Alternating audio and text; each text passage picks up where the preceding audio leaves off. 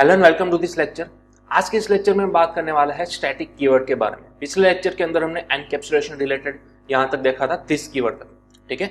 अब हम बात करेंगे स्टैटिक कीवर्ड के बारे में कि आखिरकार किस तरह से जावा के अंदर स्टैटिक कीवर्ड का यूज किया जाता है, और साथ ही साथ आपको इस वीडियो में यह भी पता चलेगा कि आखिरकार क्यों हम मेन मेथड को एज अ स्टैटिक लिखते हैं, ठीक है। क्यों हमें यहाँ पर स्टैटिक कीवर्ड लिखना पड़ता है वो भी आज के इस लेक्चर के अंदर आपको पता चल जाएगा, ठीक है। तो चलिए स्टार्ट करते हैं। सबसे पहले स्टैटिक कीवर्ड को आप जावा के अंदर किन किन तरीकों से या फिर कहाँ कहाँ पर लिख सकते हो वो मैं आपको बता देता हूँ। स्टैटिक कीवर्ड को आप किसी वेरिएबल को बना सकते हो, यानी कि आप कोई स्टैटिक वेरिएबल क्रिएट कर सकते हो।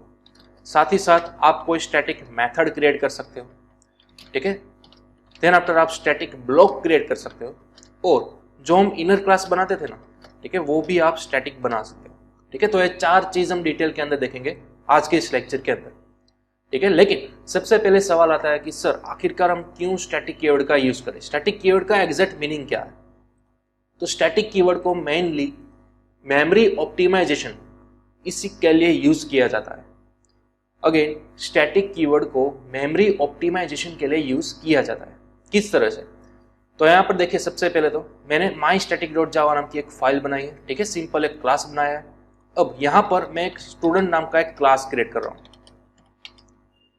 ठीक है। यहाँ पर मैंने क्रिएट कर दिया स्टूडेंट नाम का कोई क्लास, ओके। चलिए अब यहाँ पर मैं कुछ फील्ड्स लूंगा, for example string name then after integer age, ठीक है। सिर्फ मैंने ये दो ही चीज ली है। अब साथ ही साथ मैं इस स्टूडेंट की कॉलेज भी असाइन करना चाह रहा हूं, तो मैं एक नया वेरिएबल ले लूंगा CLG, ठीक है। अब मैं क्या करूंगा, इन तीनों को सेट करने के लिए एक पैरामीटराइज्ड कंस्ट्रक्टर यहां पर क्रिएट कर रहा हूं कुछ इस तरह से, ठीक है। अब हम सभी को मालूम है पैरामीटराइज्ड कंस्ट्रक्टर यानी कि आपको यहां पर पैरामीटर पास करने होंगे जब भी आप यहां मेन पर से इस स्टूडेंट क्लास का ऑब्जेक्ट क्रिएट करोगे, राइट। तो चलिए सबसे पहले यहाँ पर मैंने स्टूडेंट S1 नाम का कोई ऑब्जेक्ट क्रिएट कर लिया। अब यहाँ पर मुझे क्या पास करना है, उसका नेम, उसका एज और उसका कॉलेज। तो सपोज मैंने यहाँ पर नाम पास कर दिया for example Sandeep, then after उसकी एज पास कर दी 18, देन आफ्टर उसकी कॉलेज पास कर दी for example RNWIET, right. Then after इसी तरह से मैं एक और ऑब्जेक्ट क्रिएट करूंगा, तो इसी को मैं रीयूज करूंगा स्टूडेंट S2। सपोज मैंने नाम पास कर दिया महेश, एज पास कर दी 19 और साथ ही साथ कॉलेज पास कर दी RNWIET, राइट। तो अब हम सभी को मालूम है तीनों डेटा जो है वो सेट हो चुके हैं इन रिलेवेंट नेम के अंदर। लेकिन किस तरह से आप ये परफॉर्म करोगे एक्शन, तो सबसे पहले आप जो यहाँ पर नीचे से तीनों डेटा पास करोगे उसको यहाँ पर एज ए पैरामीटर के अंदर आपको सेव करना होगा, ठीक है। फॉर एग्जाम्पल यहाँ पर मैं सेव कर सकता हूँ सबसे पहला स्ट्रिंग n के अंदर, then after integer a and then after string c, ठीक है। यहाँ पर आप नेम, एज और कॉलेज भी यहाँ पर आराम से लिख सकते हो, ओके। चलिए अब इस पैरामीटराइज्ड कंस्ट्रक्ट का काम क्या होगा, ये जो हमारे क्लास लेवल के जो वेरिएबल्स है, राइट, उसको सेट करना। तो इसी तरह से this dot age is equal to a then after this dot CLG is equal to c, ठीक है। तो ये पैरामीटराइज्ड कंस्ट्रक्ट का काम पूरा हो गया। अब जो डेटा हमने सेट किया उसको मुझे करना है डिस्प्ले। तो इसके लिए मैं यहाँ पर क्या कर सकता हूँ, एक मेथड को कॉल कर सकता हूँ। फॉर एग्जांपल S1 और S2 इन दोनों की मदद से मैं एक मेथड कॉल करना चाह रहा हूँ डिस्प्ले, S2 की मदद से भी डिस्प्ले। तो अब डिस्प्ले मेथड का काम क्या होगा, आई थिंक आपने गेस कर लिया होगा। डिस्प्ले जो है वो हमारा गेटर फंक्शन होगा, राइट, यानी कि एक गेटर मेथड होगी। तो यहाँ पर मैं गेटर मेथड बना देता हूँ void डिस्प्ले। इस मेथड का काम सिर्फ और सिर्फ तीनों डेटा को रिवील करना ही होगा। तो system.out.println, अब हम यहाँ पर लिख सकते हैं this डॉट नेम, ठीक है। उसी तरह से यहाँ पर हम बीच में दे देते हैं स्पेस this डॉट एज, उसी तरह से लास्ट में this डॉट कॉलेज, राइट। तो चलिए अब हमने सेव कर लिया, क्लियर। चलिए तो हमने S1 और S2 दो ऑब्जेक्ट क्रिएट किए, दोनों का डेटा हमने सेट कर दिया using parameterized constructor. Then after हमने डिस्प्ले नाम की गेटर मेथड से इन तीनों को प्रिंट भी करवा लिया। तो चलिए अब मैं इस पूरे प्रोग्राम को सेव करूंगा, ओके। तो अब हम यहाँ पर कंपाइलर के अंदर सबसे पहले तो यहाँ पर करेंगे फाइल को कंपाइल स्टूडेंट डॉट जावा, सॉरी स्टूडेंट नहीं बल्कि माई स्टैटिक डॉट जावा। ओके, तो कंपाइल करने से हमें सबसे पहले यहाँ पर तो एक एरर मिल रही है, can not find symbol student. Okay, हम यहाँ पर न्यू कीवर्ड लगाना भूल गए। जब भी हम ऑब्जेक्ट क्रिएट करते हैं तो यहाँ पर कंपलसरी न्यू कीवर्ड लगाना पड़ता है। ओके, चलिए हमने सेव किया, अगेन यहाँ पर फाइल को किया compile and then after file को कहते हैं run Java my static. Okay, तो अब आप देख सकते हो हमें परफेक्टली डेटा मिल चुका है, संदीप का भी और महेश का भी। रेडी, चलिए अब यहाँ पर इतना सब कुछ हमने ऑलरेडी देख लिया था प्रीवियस लेक्चर के अंदर। अब यहाँ पर स्टैटिक कीवर्ड का हम यूज किस तरह से कर सकते हैं, तो देखिए अगर आप कोई नया ऑब्जेक्ट क्रिएट करोगे, सपोज स्टूडेंट S3, ठीक है, और उसका नाम कुछ अलग रखोगे, फॉर एग्जांपल प्रतीक, एज अलग रख दी फॉर एग्जांपल 17, लेकिन बाय मिस्टेक आपसे यहां से कॉलेज का नाम कोई और रखा गया, फॉर एग्जांपल AKM, तो अब क्या होगा, ये तीनों बच्चे जो है संदीप, महेश और प्रतीक, तीनों के तीन RNWIT के ही स्टूडेंट थे, लेकिन बाय मिस्टेक किसी से यहाँ पर कॉलेज का नाम चेंज कर दिया गया, AKM रख दिया, ठीक है। तो अब क्या होगा, चलिए सेव किया मैंने, अगेन कंपाइल किया एंड देन रन किया, तो देखिए सबसे पहले यहाँ पर तो हमें S3 से भी डिस्प्ले करना होगा, राइट, तभी हमें डेटा देखने को मिलेगा। चलिए save, again compile and then after run, तो देखिए प्रतीक का डेटा यानी कि प्रतीक की कॉलेज जो है वो AKM रिप्रेजेंट हो रही है। ऑब्वियसली चीज हमने यहाँ पर AKM कॉलेज डाली है तो AKM ही आएगी, लेकिन हमें क्या करना है, सभी बच्चे जितने भी आए वो बाय डिफॉल्ट उसकी कॉलेज का नाम क्या रखा जाए, RNWIET, ठीक है, ना कि किसी और कॉलेज का नाम। तो ऐसा हम किस तरह से करेंगे, ये तो मैंने आपको आसान भाषा में समझाया। ऑफिशियल जावा की अगर हम बात करें तो ऐसा करने की जरूरत हमें क्यों पड़ी, तो देखिए सपोज मेरे पास यहाँ पर 3 बच्चे हैं, अब इन फ्यूचर मेरे पास 1000 बच्चे हो गए, राइट, सभी की कॉलेज का नेम RNWIET ही होगा, लेकिन जो आपने यहाँ पर वेरिएबल्स क्रिएट किए, कितने किए थे, 3 वेरिएबल्स, नेम, एज और कॉलेज। तो जब भी आप एक ऑब्जेक्ट बनाओगे किसी एक स्टूडेंट के लिए, तो रैम के अंदर कितने वेरिएबल क्रिएट हो गए, 3 हो गए ना, राइट। हम सभी को मालूम है जितने भी वेरिएबल हम क्रिएट करेंगे वो 100% रैम के अंदर यानी कि मेमोरी के अंदर ही क्रिएट होता है। तो पर स्टूडेंट रैम के अंदर 3 वेरिएबल क्रिएट हो रहे हैं, S1 के लिए भी 3, S2 के लिए भी 3 हो रहे हैं और S3 के लिए भी 3 हो रहे हैं, राइट। लेकिन क्या हो अगर सभी कॉलेज का नाम हम सेम ही रख दें, RNWIT, तो अब जब भी आप स्टूडेंट का डेटा पास करोगे ना, तब आपको नेम पास करना होगा और एज पास करनी होगी। अब आपको यहाँ पर कॉलेज का नेम पास करने की जरूरत नहीं है, क्योंकि हम किसी ना किसी तरह से फिक्स करने वाले हैं कॉलेज का नाम, ठीक है। अब आपको यहाँ पर कॉलेज का नेम सेट करने की भी जरूरत नहीं है, ठीक है। चलिए, तो अब हमने क्या किया, छोटा सा काम किया, यहाँ पर जो हम एक्सटर्नल कॉलेज का डेटा पास कर रहे थे, कॉलेज का नेम, वो हमने यहाँ से मिटा दिया, ठीक है। तो आपको वहां पर सेट भी नहीं करना होगा। इनडायरेक्टली मैं क्या कहना चाह रहा हूं कि रैम के अंदर पर स्टूडेंट 2 ही वेरिएबल क्रिएट होने चाहिए, नेम और एज, क्योंकि नेम और एज सभी स्टूडेंट का अलग अलग हो सकता है, बट कॉलेज सभी स्टूडेंट की क्या हो सकती है, कंपलसरी सेम ही होगी ना, RNWIT, वही तो हमें चेंज करना है। तो अब ये वाला जो वेरिएबल है ना CLG, वो अलग अलग ऑब्जेक्ट के लिए क्रिएट नहीं होना चाहिए, बल्कि सभी के लिए बीच में कॉमन ही क्रिएट होना चाहिए, ये मेरा गोल है। हाँ, नेम और एज वेरिएबल सभी का भले ही अलग अलग क्रिएट हो, तीन ऑब्जेक्ट का रैम के अंदर भले ही अलग अलग क्रिएट हो, लेकिन कॉलेज नाम का वेरिएबल तीनों ऑब्जेक्ट के बीच में एक ही बार कॉमन क्रिएट होना चाहिए। तो इस तरह से कॉमन वेरिएबल रैम के अंदर क्रिएट करने के लिए आप किसी भी वेरिएबल को स्टैटिक बना सकते हो। किस तरह से, सिंपल, आपने यहाँ जहां पर वेरिएबल क्रिएट किया है ना, उसके आगे आपको कीवर्ड लगाना है स्टैटिक, कुछ इस तरह से। देन आफ्टर हमें कॉलेज की एक बाय डिफॉल्ट वैल्यू सेट करनी थी, राइट, जो कि है RNWIET। तो वो बाय डिफॉल्ट वैल्यू आप कहां से सेट करोगे, तो यहीं पर, जब यहां पर आप स्टैटिक कीवर्ड बनाते हो तो उसी के साथ आपको कंपलसरी उसकी वैल्यू भी लगानी होती है, असाइन करनी होती है, इसी तरह से, इसी पोजीशन पर। नो डाउट C++ के अंदर अगर आपने माइट भी स्टैटिक कीवर्ड पढ़ा होगा तो उसकी वैल्यू आप इस तरह से असाइन नहीं कर सकते थे, बल्कि आपको यहाँ पर ग्लोबल एरिया के अंदर स्कोप रिजोल्यूशन ऑपरेटर का यूज करना पड़ता था, राइट। लेकिन जावा के अंदर बड़ा ही आसान है, जब भी आपको स्टैटिक कीवर्ड या फिर स्टैटिक वेरिएबल क्रिएट करते हो तब उसी के साथ ही आपको उसकी वैल्यू का असाइनमेंट कर देना होता है, राइट। तो अब हमने स्टैटिक कीवर्ड बना लिया, ये हमने स्टैटिक कीवर्ड की मदद से एक स्टैटिक वेरिएबल को डिक्लेयर किया, साथ ही साथ उसकी वैल्यू भी असाइन कर दी। अब जितने भी आप ऑब्जेक्ट बनाना चाहो बनाओ। अब आपको हर बार नेम पास करना होगा और एज, कॉलेज पास करने की जरूरत नहीं, क्योंकि हमने ऑलरेडी कॉलेज को स्टैटिक बना दिया और उसकी बाय डिफॉल्ट वैल्यू भी असाइन करके रखी हुई है, राइट। तो अब क्या होगा, जितनी भी बार आप गेटर को कॉल करोगे, ठीक है, तो आपका नेम, एज और कॉलेज प्रिंट होगा।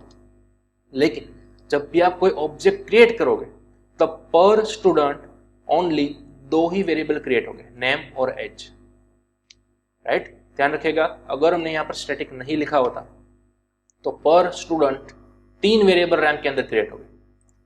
लेकिन अगर हमने स्टैटिक लिखा हुआ होगा तो पर स्टूडेंट सिर्फ 2 ही वेरिएबल क्रिएट होंगे रैम के अंदर, नेम और एज, जबकि कॉलेज नाम का वेरिएबल सभी ऑब्जेक्ट के बीच में एक ही बार क्रिएट होगा, ठीक है, जो कि शेयरेबल ऑब्जेक्ट होगा।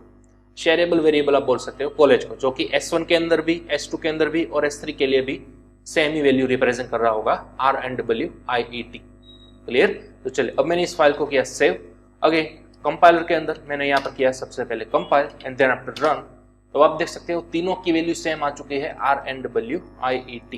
ठीक है, हमने यहाँ पर कोई भी तरह का डेटा पास नहीं किया, तब भी हमें यहाँ पर वैल्यू देखने को मिल रही है, राइट। तो इस तरह से आप स्टैटिक वेरिएबल क्रिएट कर सकते हो, ठीक है। तो चलिए, सबसे पहले आप इसका स्क्रीनशॉट ले लो। स्टैटिक वेरिएबल को क्रिएट करने की सिंटैक्स, ओके।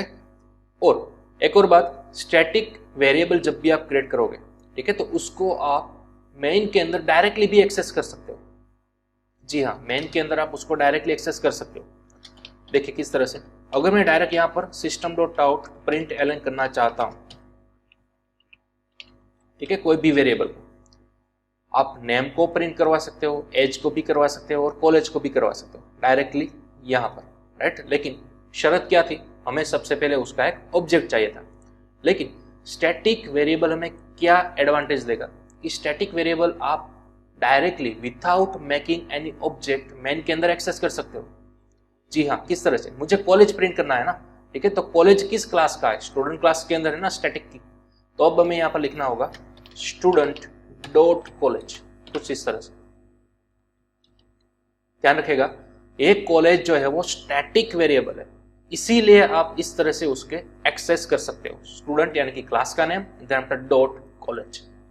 चलिए, अब मैंने सेव किया, अगेन यहाँ पर कंपाइल, देन आफ्टर रन। तो आप देख सकते हो यहाँ पर RNWIT प्रिंट होकर आ चुका है। अब आप सोच रहे होगे कि सर क्या मैं इस तरह से नेम और एज को भी प्रिंट करवा सकता हूँ? नहीं, देखिए आप ट्राई करके देख लो। यहाँ पर मैंने लिखा स्टूडेंट डॉट नेम, सेव किया, कंपाइल।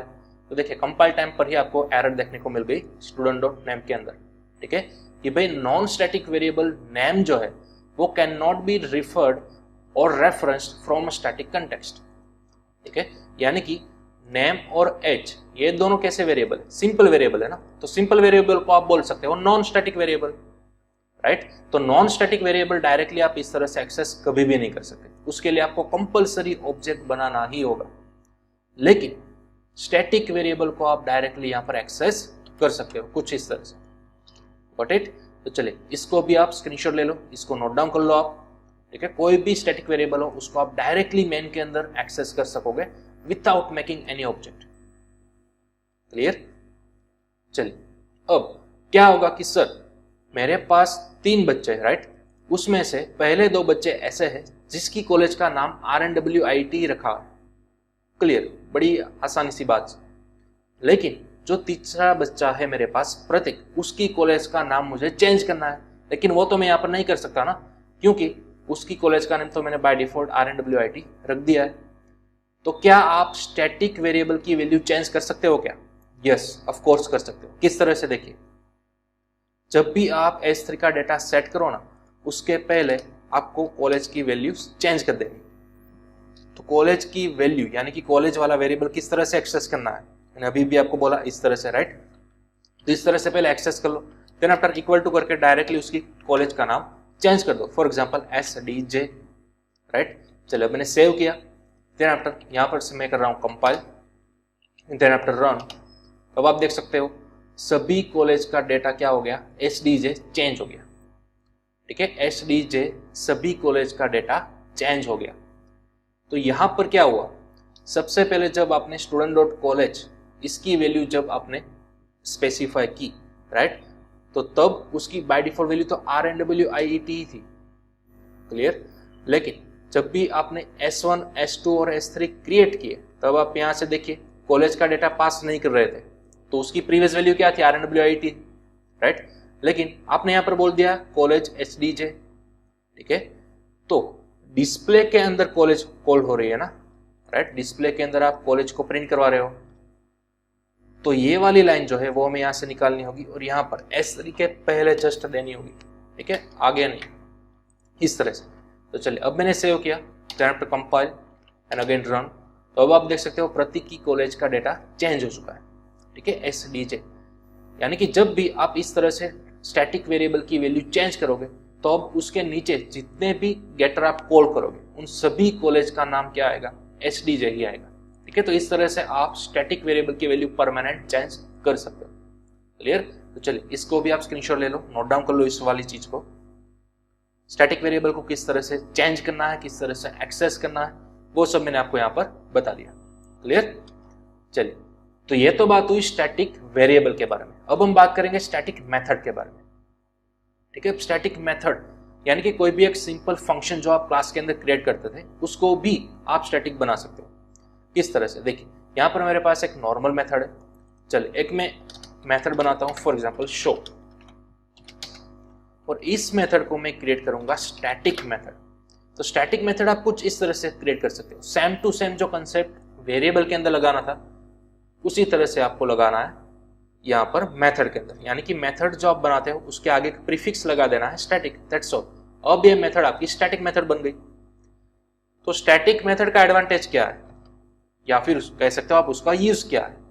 तो स्टैटिक मेथड के अंदर मैं यहाँ पर कमेंट के अंदर लिख रहा हूं ओनली एक्सेस स्टैटिक वेरिएबल्स। ध्यान रखिएगा स्टैटिक मेथड जो है वो सिर्फ और सिर्फ स्टैटिक वेरिएबल्स को ही एक्सेस कर सकती है। इस बॉडी के अंदर आप सिर्फ कॉलेज इस वेरिएबल को ही एक्सेस कर सकोगे। क्यों? क्योंकि तीनों वेरिएबल में से सिर्फ एक ही वेरिएबल ऐसा है ना जो कि स्टैटिक है, राइट।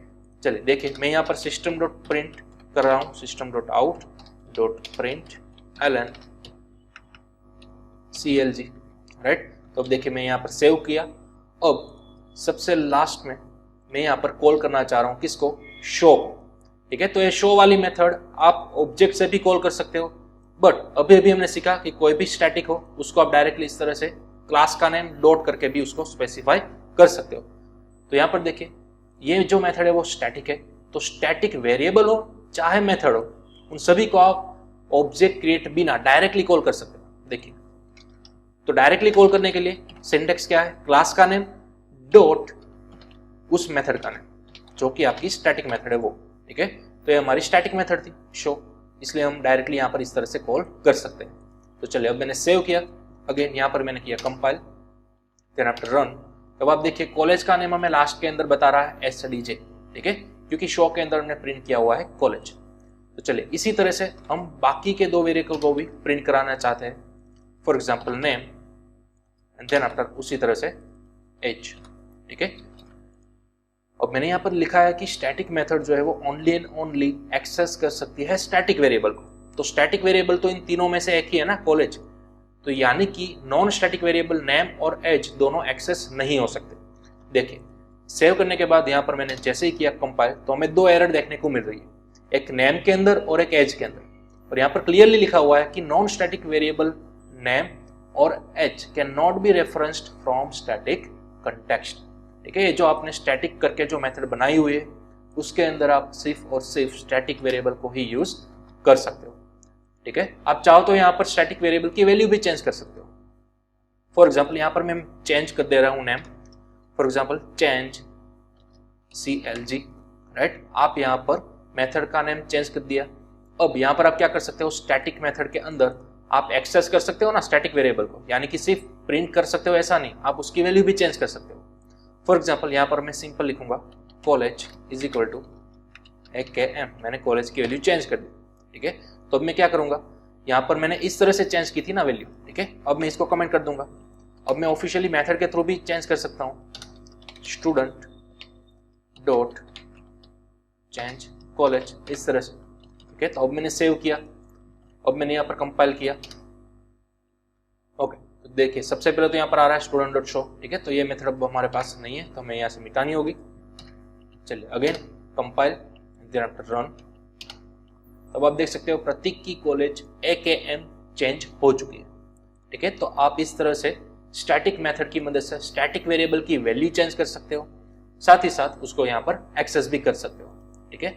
अब आपने यहाँ पर नोटिस किया होगा मैंने दिस कीवर्ड नहीं लगाया, ठीक है, स्टैटिक वेरिएबल को आइडेंटिफाई करने के लिए। देखिए अगर मैं लगाता तो क्या होता है, दिस कीवर्ड मैंने लगाया यहाँ पर, अगेन फाइल को किया कंपाइल, तो अब देखिए यहाँ पर आपको एरर देखने को मिल रही है, राइट, कि non static variable this can not be referenced, ठीक है। तो ये याद रखेगा खास चीज, कोई भी स्टैटिक वेरिएबल हो उसको आप दिस कीवर्ड की मदद से रिप्रेजेंट नहीं कर सकते, क्योंकि हमने प्रीवियस लेक्चर के अंदर सीखा था ना, दिस वेरिएबल या फिर दिस कीवर्ड क्या रिप्रेजेंट करेगा, करंट क्लास का वेरिएबल। दिस कीवर्ड दूसरी चीज क्या रिप्रेजेंट करता है, करंट कंटेक्स्ट का स्कोप, यानी कि नेम और एज ये दोनों सभी ऑब्जेक्ट के लिए अलग अलग हो गए, लेकिन कॉलेज जो है वो सभी ऑब्जेक्ट के लिए कॉमन हो गए, शेयरेबल हो गए, राइट। तो कॉलेज वेरिएबल को आप दिस कीवर्ड की मदद से कभी भी कॉल नहीं कर सकते, क्योंकि कॉलेज जो है वो सभी के लिए कॉमन है, ठीक है, इसलिए। तो ये चीज आपको खास ध्यान में रखनी होगी, क्लियर। तो चलिए इसका आप स्क्रीनशॉट ले लो। सबसे पहले स्टैटिक कीवर्ड की मदद से आपने स्टैटिक वेरिएबल को क्रिएट किया, स्टैटिक फंक्शन यानी कि स्टैटिक मेथड को भी क्रिएट किया, ठीक है। उसका यूसेज भी हमने देख लिया कुछ इस तरह से, क्लियर। तो ये थी आपकी स्टैटिक मेथड। अब अगर आपने अब तक नोटिस किया होगा तो जब हम हमारा मेन क्लास बनाता है, ठीक है, जिसके अंदर हमारी मेन मेथड होती है, तो यहाँ पर आपने नोटिस किया होगा हम लिखते हैं static void main, public static void main. तो ये मेन जो है वो क्या है, ये भी एक मेथड ही है ना, राइट। तो अब सवाल ये आता है कि आखिरकार हम क्यों यहाँ पर मेन के आगे स्टैटिक लिखते थे। अगर हम यहाँ पर स्टैटिक नहीं लिखते तो क्या होगा, तो एरर आएगी, ठीक है। ये फिक्स हमारा रूल है जावा के अंदर, हर बार जब भी आप मेन मेथड क्रिएट करोगे तो आपको स्टैटिक कीवर्ड्स की मदद से ही क्रिएट करनी होगी। इसके पीछे एक लॉजिक, एक सिंपल सा लॉजिक है। अगर मानो कि आप यहाँ पर स्टैटिक नहीं लिखते हो, ठीक है, तो जब भी आप प्रोग्राम रन करोगे ना यहाँ पर, ठीक है, तो प्रोग्राम रन किससे करते हो आप, जावा कमांड की मदद से करते हो ना।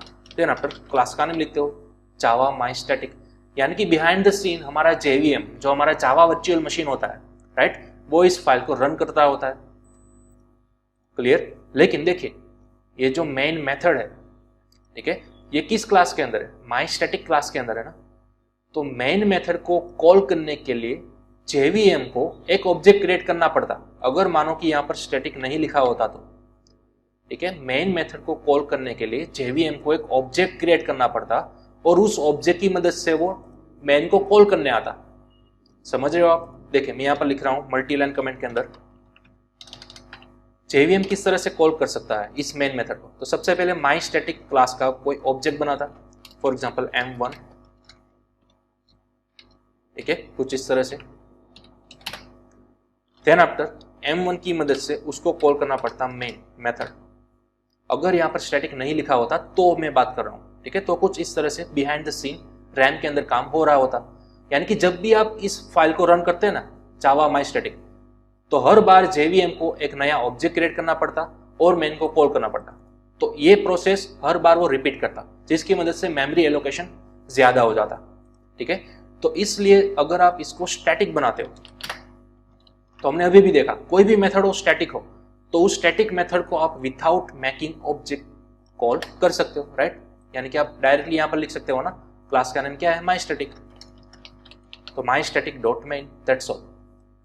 तो अब हर बार जब भी आप जावा माई स्टैटिक से रन करते हो अपनी फाइल, तो JVM क्या करता है, इस तरह से आपकी मेन मेथड को डायरेक्टली कॉल करता है। क्यों, क्योंकि वो स्टैटिक है।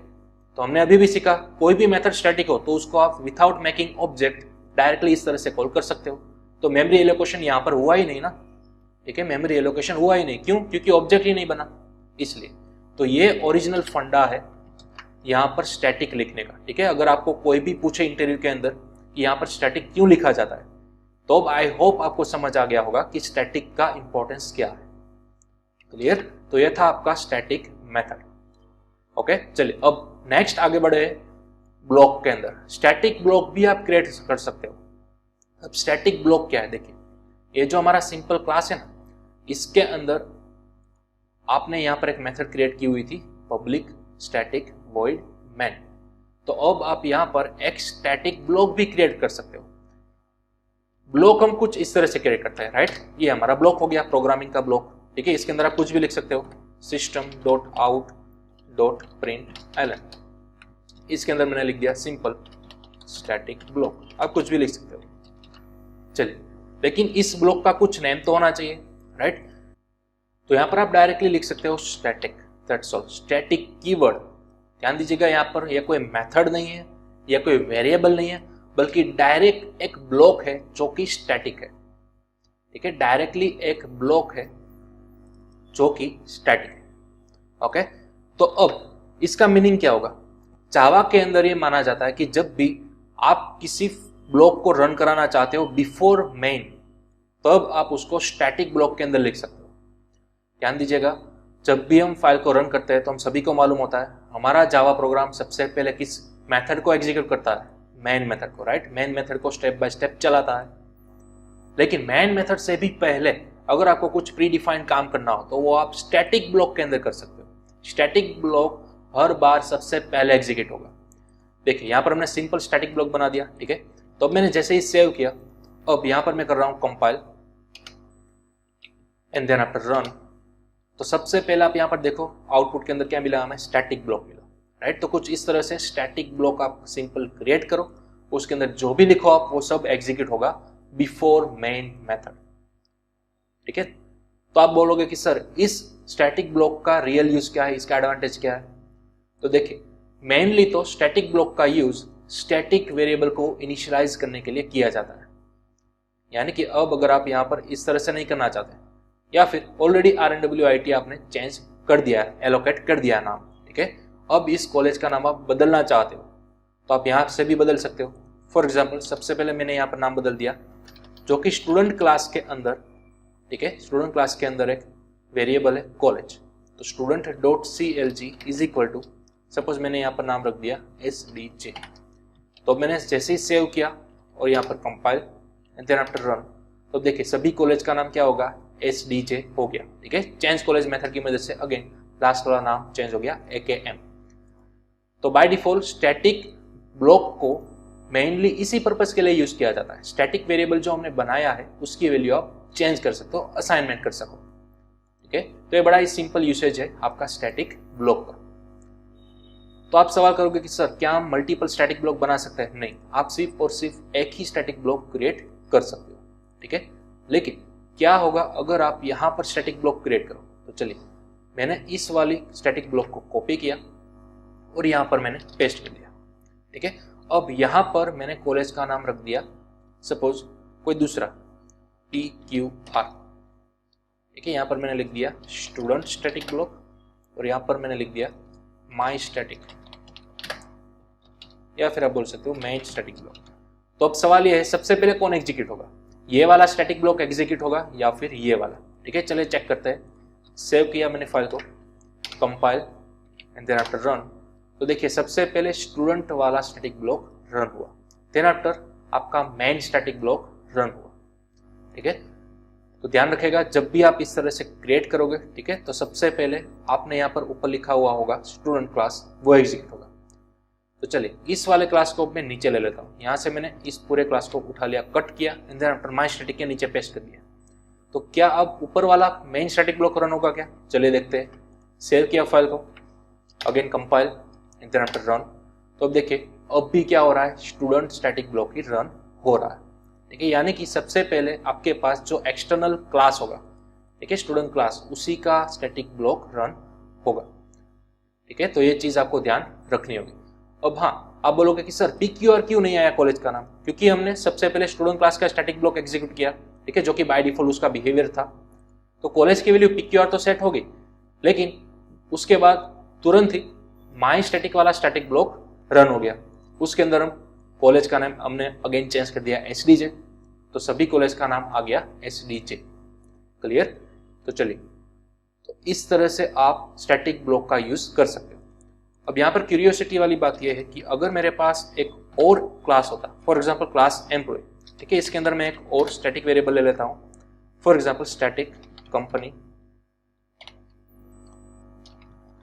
स्टैटिक स्ट्रिंग कंपनी, कंपनी का नेम मैंने लिख दिया XYZ, एंड देन आफ्टर इसके अंदर मैंने स्टैटिक ब्लॉक बनाना चाहा तो क्या होगा। चलिए, यहाँ पर मैंने अगेन इस वाली लाइन को कॉल दिया रन, और यहाँ पर मैंने लिख दिया एम्प्लॉय स्टैटिक ब्लॉक। चलिए, तो अब मैंने सेव किया। अब यहाँ पर कौन सा स्टैटिक ब्लॉक सबसे पहले रन होगा, चलिए वो देखते हैं। कंपाइल किया हमने, रन किया, तो देखिए सबसे पहले क्या हुआ, स्टूडेंट का स्टैटिक ब्लॉक रन हुआ, मेन स्टैटिक ब्लॉक रन हुआ। ये वाला ब्लॉक हमारा रन ही नहीं हुआ। क्यों? क्योंकि ये हमारा एक्सटर्नल क्लास है, इसका किसी ना किसी तरह से हमारे मेन क्लास के अंदर किसी भी तरह का रिलेशन नहीं है, हमने ऑब्जेक्ट ही नहीं बनाया इसलिए। अब देखिए, मैं यहाँ पर अगर ऑब्जेक्ट बनाता employee1 is equal to new employee, तो देखिए क्या होता, सेव किया मैंने, कंपाइल, देन आफ्टर रन, ठीक है, तो फिर एम्प्लॉय वाला स्टैटिक ब्लॉक चल गया। देखिए क्लियर? तो अगर आपने किसी अलग एक्सटर्नल क्लास का ऑब्जेक्ट ही क्रिएट नहीं किया तो फिर उसका स्टैटिक ब्लॉक रन ही नहीं होगा मेन के अंदर, ठीक है। अब हाँ, अगर मैंने यहाँ पर ये वाली लाइन निकाल कर दी और यहाँ पर पहले लिख दी मैंने, तो क्या होगा, चलिए सेव किया मैंने, again compile and then after run, तो देखिए तो एम्प्लॉय क्लास ऊपर आ गया, ठीक है, देन आफ्टर आपका स्टूडेंट वाला क्लास आ गया, ठीक है। तो अब सबसे पहले स्टूडेंट वाला, then after main, then after employee, create, okay. चलिए, तो इस तरह से हमने समझा स्टूडेंट वाला क्लास, एम्प्लॉय और माई स्टैटिक वाला क्लास के अंदर स्टैटिक ब्लॉक का बिहेवियर, ठीक है। अब आप ये फिगर आउट करने की कोशिश करो ऑन योर ओन कि स्टूडेंट वाला क्लास उसका स्टैटिक ब्लॉक ही सबसे पहले एग्जीक्यूट क्यों होता है। क्या हमने इस तरह से यहाँ पर student.college लिखा है इसलिए, ठीक है। तो ये सब आप एक्सप्लोर करो। क्या हो अगर मुझे सबसे पहले एम्प्लॉय स्टैटिक वाली ब्लॉक वाली लाइन यहाँ पर चाहिए, तो मैं क्या कर सकता हूँ मॉडिफिकेशन, वो आप थोड़ा रिसर्च करो, ठीक है। बाकी ये सब हमारे देखा स्टैटिक ब्लॉक, ठीक है। स्टैटिक ब्लॉक का बस इतना सा ही यूसेज है, ठीक है। तो इसको भी आप स्क्रीनशॉट ले सकते हो। हाँ, अगेन मैं रिपीट करूंगा, static block by default execute होगा, बाय डिफॉल्ट एग्जीक्यूट होगा, उसको आप एक्सटर्नली कॉल नहीं कर सकते। इसको आप एज अ कंस्ट्रक्टर की तरफ भी ले सकते हो, ठीक है। स्टैटिक के अंदर आप कंस्ट्रक्टर की तरफ भी ले सकते हो, लेकिन लिमिटेशन में अगेन आपको बता दूं, स्टैटिक ब्लॉक के अंदर only and only static variable को ही आप कॉल कर सकते हो, ठीक है। नॉन स्टैटिक वेरिएबल को कॉल नहीं कर सकते। क्लियर? चलिए, अब हम आगे बढ़ेंगे इनर क्लास की तरफ। इनर क्लास हमने ऑलरेडी देख कर रखा हुआ है, ठीक है। नेस्टेड क्लास जिसको हम बोल सकते हैं, क्लास के अंदर एक अलग क्लास। तो यहां पर किस तरह से आपका स्टैटिक क्लास चलेगा, चलिए वो देखते हैं। सबसे पहले मैं ये सभी चीज जो है वो मिटा देता हूं, ठीक है। ये जो हमारे दो एक्सटर्नल क्लासेस थे वो भी मैंने यहां पर मिटा दिए। चलिए, अब हमारे पास एक अलग क्लास है, फॉर एग्जाम्पल क्लास आउटर। इसके अंदर एक और क्लास है, फॉर एग्जाम्पल क्लास इनर, ठीक है। बस इसी वाले कंसेप्ट को हम बोलते थे इनर क्लास। लेकिन इनर क्लास को भी आप स्टैटिक इनर क्लास बना सकते हो। ये जो हमारा इनर क्लास है ना, उसको आप यहाँ पर इस तरह से आराम से लिख सकते हो, static inner class, that's all. इसकी मदद से क्या होगा, तो कि आपका जो मेन आउटर क्लास है ना, उसकी सभी वैल्यूज आप यहाँ पर डायरेक्टली एक्सेस कर सकते हो। फॉर एग्जाम्पल यहाँ पर मैंने बनाया एक static keyword, for example int S, ठीक है। इसकी इनिशियल वैल्यू मैंने रख दी 5, एंड देन आफ्टर एक नॉर्मल वेरिएबल बनाया नॉन स्टैटिक, जिसकी मैंने वैल्यू रख दी 7। और अब इस वाले क्लास के अंदर मैं एक मेथड क्रिएट कर रहा हूँ, फॉर एग्जाम्पल डिस्प, और यहाँ पर मैं प्रिंट कराना चाह रहा हूँ system.out.println, ठीक है। मैं यहाँ पर s को प्रिंट कराना चाह रहा हूँ, और इसी तरह से मैं यहाँ पर प्रिंट कराना चाहता हूँ ns को, यानी कि नॉन स्टैटिक को, दैट्स ऑल। बस इतनी चीज़ मुझे करनी है। लेकिन सबसे पहले हम इस क्लास को as a regular inner class की तरफ ट्रीट करेंगे, ठीक है। सबसे पहले हम देखते हैं इसको किस तरह से हम कॉल कर सकते हैं। तो इनर क्लास को कॉल करने के लिए हमें सबसे पहले आउटर क्लास का ऑब्जेक्ट क्रिएट करना होगा, राइट। यही हमारा रूल था। Suppose outer O1 new outer, and then after हमें इनर क्लास का ऑब्जेक्ट बनाना होता था, फॉर एग्जाम्पल I1 इस तरह से। अब इनर क्लास के आगे हमें यहाँ पर लिखना होता था आउटर क्लास का नाम, एंड देन आफ्टर यहाँ पर न्यू के आगे लिखना पड़ता था हमें O1, ठीक है। तब जाकर आप I1 की मदद से इस डिस्प वाली मेथड को कॉल कर सकते थे, राइट। चलिए, तो अब मैंने सेव किया अगेन। अब हम फाइल को करेंगे run and then after compile. तो अब देखिए यहाँ पर 5 भी एक्सेस हो गया और 7 भी एक्सेस हो गया, यानी कि नॉन स्टैटिक और स्टैटिक दोनों यहाँ पर एक्सेस हो सकते हैं। तो चलिए अब मैं इसको बनाता हूँ स्टैटिक, ठीक है। ये हमारा अब बन चुका है स्टैटिक क्लास। तो चलिए अब मैंने यहाँ पर सेव किया अगेन, मैंने यहाँ पर किया कंपाइल। तो देखिए जैसे ही मैंने कंपाइल किया आप यहाँ पर देख सकते हो 2 एरर देखने को मिल रही है। सबसे पहली error non static variable NS, वो अब आप एक्सेस नहीं कर सकते। तो ये तो ऑब्वियसली चीज है, राइट। स्टैटिक क्लास होगा तो ऑब्वियसली सभी जो स्टैटिक चीज होगी उसके बाहर वही आप इसके अंदर एक्सेस कर सकते हो। तो नॉन स्टैटिक चीज अभी आप यहाँ पर एक्सेस नहीं कर सकते, राइट। तो अब हम यहाँ पर इसको मिटाना होगा। ओके, चलिए अगेन मैंने सेव किया कंपाइल। देन आफ्टर अब हमारे पास एक और मेथड बची हुई है qualified new of static class. ध्यान रखेगा अब तक हम इनर क्लास का ऑब्जेक्ट कुछ इस सिंटेक्स को फॉलो करते हुए बनाते थे, लेकिन अब ये नहीं चलेगा। अगर आपका inner class static inner class है तो उसकी सिंटेक्स थोड़ी सी लगाएगी। देखिए किस तरह से। अब आपको यहाँ पर O1 नहीं लगाना है, अब आपको डायरेक्टली यहाँ पर लिखना होगा आउटर डॉट इनर, ठीक है। चलिए अब मैंने सेव किया अगेन, यहाँ पर किया compile and then after run. तो अब आपकी वैल्यू प्रिंट हो चुकी है। तो ये थोड़ा सा हमें सिंटेक्स के अंदर मॉडिफिकेशन करना होगा। क्यों? क्योंकि सिंपल सी बात है ना, कोई भी स्टैटिक चीज हो तो वो डायरेक्टली आप कॉल कर सकते हो विथआउट मेकिंग ऑब्जेक्ट, राइट। तो एक क्लास जो था वो हमारा स्टैटिक क्लास था, तो स्टैटिक क्लास का ऑब्जेक्ट बनाने के लिए हमें आउटर क्लास का ऑब्जेक्ट नहीं चाहिए। आप इन सभी को मिटा सकते हो। हाँ, अगर ये हमारा रेगुलर इनर क्लास होता तो हमें O1 यहाँ पर लिखना होता न्यू के आगे, राइट। लेकिन अगर आप क्लास स्टैटिक बनाते हो तो हमने अभी भी थोड़ी देर पहले पढ़ा था स्टैटिक चीज को कॉल करने के लिए कोई ऑब्जेक्ट की जरूरत नहीं होगी। तो देखिए हमने डायरेक्टली ऑब्जेक्ट बना लिया इस तरह से। चलिए मैं एक बार और बता देता हूँ। सेव किया मैंने फाइल को, कंपाइल एंड आफ्टर रन, तो सभी चीज एक्सेस हो रही है। क्लियर? चलिए तो आप इसका एक स्क्रीनशॉट ले लो। ये हमारा था स्टैटिक इनर क्लास या फिर स्टैटिक नेस्टेड क्लास। ओके, चलिए एक और बात, क्या हो अगर आप इस मेथड को भी स्टैटिक बना दो।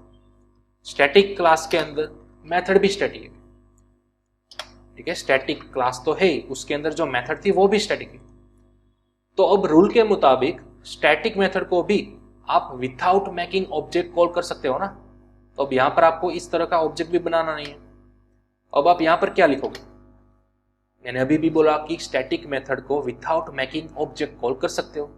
तो देखिए सबसे पहले जो डिस्प मेथड में कॉल करनी है ना, वो किस क्लास के अंदर है? इनर क्लास के अंदर है। तो आपको यहाँ पर लिखना होगा इनर क्लास। लेकिन आपको कंपाइलर को बताना तो होगा ही ना कि इनर क्लास किसके अंदर है? आउटर क्लास के अंदर। तो हम यहाँ पर सिंपल लिख देना है आउटर क्लास, उसके अंदर है इनर क्लास और उसके अंदर है डिस्प मेथड। डायरेक्टली आप इस तरह से कॉल कर सकते हो, ये शॉर्टकट। देखिए मैंने सेव किया अगेन, यहाँ पर compile and then after run, फिर भी आपकी मेथड परफेक्टली कॉल हो रही है, ठीक है। तो ये आपका शॉर्टकट है। ऑफिशियली इसको शॉर्टकट नहीं बोल सकते, ये एक फंक्शनैलिटी है, एक फैसिलिटी है। रूल के मुताबिक ही हम चल रहे हैं, राइट। स्टैटिक मेथड बनाए तो स्टैटिक मेथड को हम विथआउट मेकिंग ऑब्जेक्ट कॉल कर सकते हैं, सिंपल, ठीक है। तो चलिए इसको भी आप स्क्रीनशॉट ले लो।